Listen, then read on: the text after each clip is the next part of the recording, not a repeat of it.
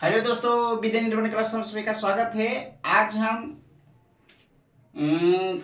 देखेंगे कंकाल व मानव पेशीय तंत्र, यानी कि कंकाल व मानव पेशीय तंत्र, यानी कि कौन कौन सा यह एग्जाम में यह टॉपिक है जो टॉपिक इम्पोर्टेंट है।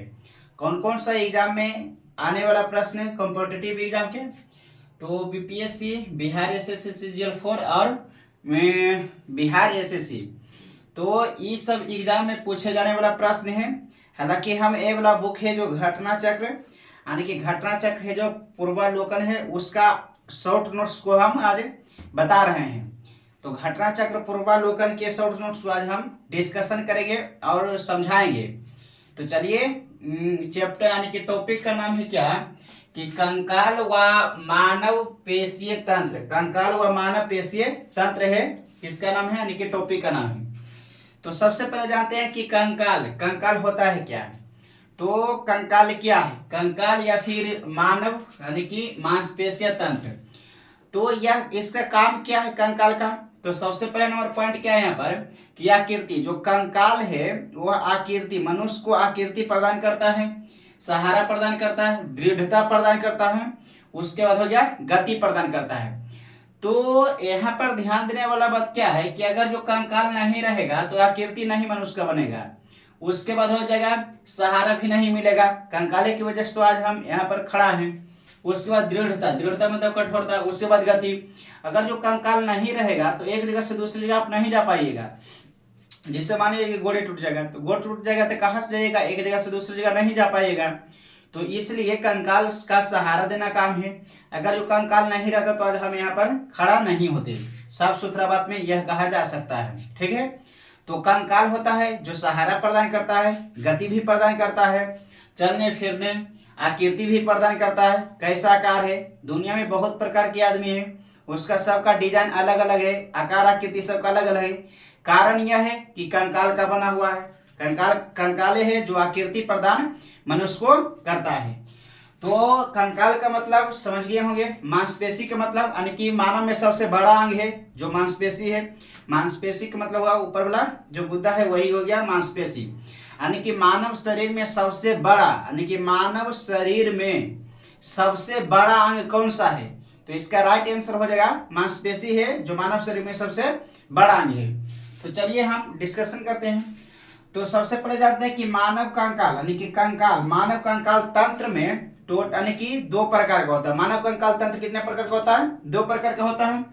तो इसको हम दो भाग में डिवाइड कर दिए हैं। पहला हो गया बाह्य कंकाल तंत्र और दूसरा हो गया अंतः कंकाल तंत्र। बाह्य कंकाल तंत्र में कौन कौन सा आएगा और अंतः कंकाल तंत्र में कौन कौन सा आएगा उसका हम डिस्कशन करेंगे।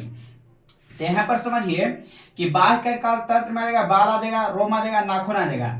तो बाल, रोम, नाखून आ जाएगा जो बाह्य कंकाल तंत्र का उदाहरण है। बाह्य कंकाल तंत्र में कौन कौन सा आएगा, बाल, नाखून, रोम आ जाएगा जो बाह्य कंकाल तंत्र का उदाहरण है। उसके बाद देखिए, उसके बाद इसका डिस्कशन अगले वीडियो में हम करेंगे, बढ़िया से इसका डिस्कशन करेंगे। तो यहाँ पर समझने वाला बात क्या है कि अंतः कंकाल तंत्र भी दो प्रकार का होता है।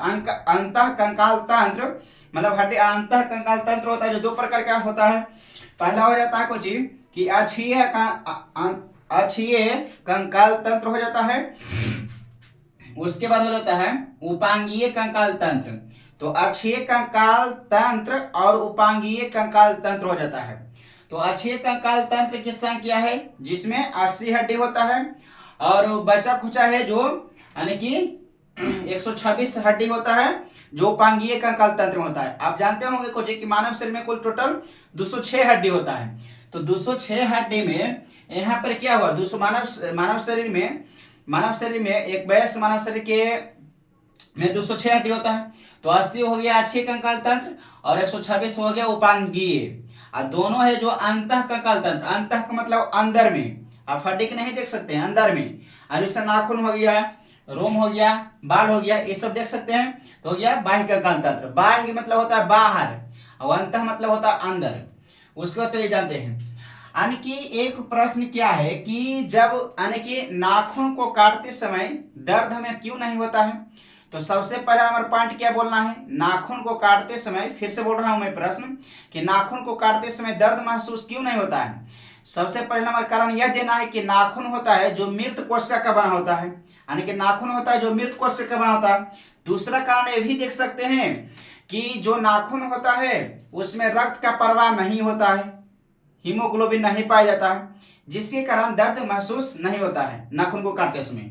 देखिए यहाँ पर यानी कि इसमें जो होता है यानी कि नाखून में होता है अल्फा केराटिन्स, अल्फा यानी कि नाखून जो बना होता है वो अल्फा केराटिन्स का बना होता है। नाखून किसका बना होता है? तो अल्फा केराटिन्स का बना होता है। उसके बाद क्या कहता है, नाखून को काटते समय दर्द का आभास नहीं होता है, क्योंकि यह मृत कोशिका का बना होता है। तो पॉइंट क्लियर हो गया। उसके बाद ध्यान से पर देखिए कि एक वयस्क मानव में 206 हड्डी होता है, ये वाला भी पहले क्लियर हो गया था। उसके बाद आगे क्या करना है क्लियर, कि जो मानव शरीर में जो सबसे छोटा हड्डी होता है, यानी कि सबसे छोटी हड्डी होती है मानव शरीर में, सबसे छोटी हड्डी होता है जो अस्टेपीज होती है, अस्टेपीज। तो मानव शरीर में सबसे छोटा हड्डी होता है जो अस्टेपीज होता है, वह कान में होता है। ठीक है। दूसरा प्रश्न यह है कि मानव शरीर में सबसे बड़ी हड्डी होता है जो फीमर होता है। कुछ होता है यहाँ पर ध्यान से देखना है, फीमर, फीवर नहीं बोलना है, फीमर बोलना है। तो फीमर होना है जो जांघ में पाया जाता है। तो मानव शरीर में सबसे बड़ा हड्डी होता है जो जांघ में पाया जाता है, उसका नाम फीमर है, फीमर, फीवर नहीं बोला है, फीमर। उसके बाद आगे देखते हैं, उसके बाद मानव खोपड़ी, यानी कि मानव खोपड़ी में टोटल हड्डी की संख्या होता है जो 29 होता है, यानी कि मानव खोपड़ी में जो हड्डी की संख्या होता है वह 29 होता है। यानी कि हाइओइड, हाइओइड सहित, हाइओइड का मतलब क्या होता है, क्या कहा है कि गले के नीचे, यानी कि गले के नीचे हिस्से में जो हाइओइड पाया जाता है उसके मिला के हो गया, यानी कि यह जो हड्डी होता है वो जीभ को हिलाने डुलाने में मदद करता है। उसके बाद मस्तिष्क के चारों ओर, यानी कि जो मस्तिष्क के चारों, यानी कि चारों ओर होता है, यानी कि मस्तिष्क के चारों ओर, यानी कि कपाल, यानी कि कपाल, मस्तिष्क के चारों ओर की हड्डी को कपाल भी कहा जाता है। तो कपाल बनाने में कितना हड्डी मदद करता है, तो कपाल बनाने में यानी कि 8 हड्डी होता है जो मदद करता है कपाल बनाने के लिए। तो कपाल बनाने के लिए कितना हड्डी मदद करता है, तो 8 हड्डी मदद करता है। उसके बाद चेहरा, यानी कि फेस, यानी कि फेस का कंकाल की संख्या कितना होता है, तो फेस का कंकाल की संख्या होता है जो 14 होता है। यानी कि चेहरे का कंकाल, जो चेहरा का आकृति बनाया जाता है वो कितने कंकाल से बना होता है, तो यानी कि 14 हड्डी से बनाया जाता है, यानी कि फेस, फेस कंकाल। उसके बाद मध्यकर्ण, यानी कि कान में जो हड्डी की संख्या होता है, मध्यकर्णों की संख्या होता है वो जो 6 होता है। तो कान में हड्डी की संख्या कितनी होती है, तो कान में हड्डी की संख्या 6 होती है। उसके बाद मध्यकर्ण में, मध्यकर्ण मतलब वही हो गया, यानी कि 6 हड्डी होता है। उसके बाद यहाँ पर ध्यान देना, चेहरा का हड्डी होता है जो 14 होता है, यानी कि चेहरा का हड्डी कितना होता है, 14 होता है। उसके बाद मस्तिष्क के चारों ओर कपाल तंत्र का निर्माण करता है, वो 8 हो गया है।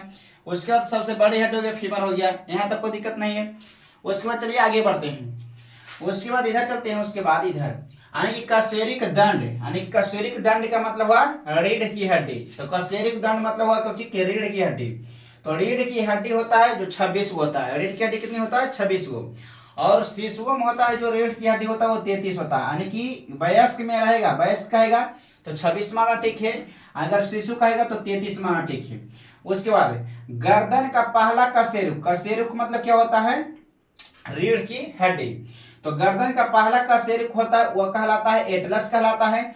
दूसरा कशेरुक गर्दन का होता है जो एक्सिस कहलाता है, एक्सिस कहलाता है। गर्दन का दूसरा जो कशेरुक होता है एक्सिस कहलाता है, और पहला कशेरुक होता है जो क्या कहलाता है, एटलस कहलाता है। अब यहाँ पर ध्यान देने वाला बात, अगला पॉइंट क्या है कि एटलस और एक्सिस, एटलस और एक्सिस के बीच पाए जाने वाले जोड़ को सिनोवियल, सिनोवियल जोड़ कहलाता है। यानी कि एटलस, एटलस कशेरुक, यानी कि ध्यान से देने वाला बात क्या है कि पहला कशेरुक को एटलस कहा जाता है, दूसरा कशेरुक कहा जाता है एक्सिस कहा जाता है, और एटलस और एक्सिस के जो बीच पाया जाता है उसे सिनोवियल जोड़ कहा जाता है। एक एटलस और एक्सिस के बीच जो पाया जाता है उसे सिनोवियल जोड़ कहा जाता है। उसके बाद आगे ध्यान देने वाला बात क्या है कि मनुष्य की शरीर में पाए जाने पसलियों की संख्या कितनी होती है, मनुष्य की शरीर में पसली हड्डी की संख्या कितनी होती है, तो पसली हड्डी की संख्या होता है 12 जोड़ी। 12 जोड़ी का मतलब हुआ 12 दूनी 24। तो पसलियों में पाया जाता है कि 24 हड्डी पाया जाता है, यानी कि पसली में, मानव पसली में कितना हड्डी पाया जाता है, तो 24 को पाया जाता है। उसको देखते हैं, हमारे शरीर का अधिकतम भार जल से बना होता है। जो हमारे शरीर का भार होता है वो अधिकतम होता है, जो अधिकतर होता है वो जल से बना होता है। यानी कि मानव शरीर में जो जल होता है वो 55 से 70% जल मानव शरीर में पाया जाता है। तो मानव शरीर में कितना प्रतिशत जल पाया जाता है? तो 55 से 70% मानव शरीर में जल पाया जाता है। और 55% पाया जाता है कहाँ कहाँ? तो ये कहाँ कहाँ पाया जाता है? तो कोशिका द्रव हो जाएगा, उत्तक द्रव हो जाएगा, रुधिर प्लाज्मा हो जाएगा और मूत्र हो जाएगा। तो इस वन मिला जुला के है जिसमें यानी कि 55 से 70% है जो मानव शरीर में जल पाया जाता है। उसके बाद आगे क्या देखना है कि जो मनुष्य में यानी कि मानव शरीर में पाए जाने वाला तत्व की संख्या कितनी होती है? तो 6 होती है। मानव शरीर में पाए जाने वाले तत्व की संख्या होता है जो 6 होता है। पहला हो गया कितना? यानी कि ऑक्सीजन। यानी कि मानव शरीर में ऑक्सीजन कितना प्रतिशत पाया जाता है? तो मानव शरीर में ऑक्सीजन पाया जाता है 65%। उसके बाद कार्बन कितना प्रतिशत पाया जाता है? तो 18.5% कार्बन पाया जाता है। उसके बाद हाइड्रोजन पाया जाता है 9.5%। उसके बाद नाइट्रोजन पाया जाता है 3.5%। उसके बाद कैल्शियम पाया जाता है 1.5%। उसके बाद फास्फोरस पाया जाता है यानी कि 1%। तो सबसे कम मात्रा में यानी कि मानव शरीर में सबसे कम मात्रा में पाए जाने वाला तत्व कौन सा है? तो फास्फोरस है। और मानव शरीर में सबसे ज्यादा मात्रा में पाए जाने वाला तत्व कौन सा है? तो क्या है? ऑक्सीजन है। तो यहां तक कोई दिक्कत तो नहीं होगा। तो सबसे कम सबसे ज्यादा हो गया। यानी कि मानव हड्डियों में सर्वाधिक मात्रा में पाए जाने वाला लवण कौन सा है? तो मानव हड्डियों में सबसे अधिक मात्रा में पाए जाने वाला लवण कौन सा है? तो कैल्शियम फॉस्फेट है। कैल्शियम फॉस्फेट है। तो यहाँ पर उम्मीद करते हैं दोस्तों कि ये बड़ा समझ में आया होगा। यह वीडियो पार्ट 1 है और इसका पार्ट 2 अगले दिन बताया जाएगा। ये वीडियो पार्ट 1 है, इसके बाद अगला दिन समझा दिया जाएगा। Thank you.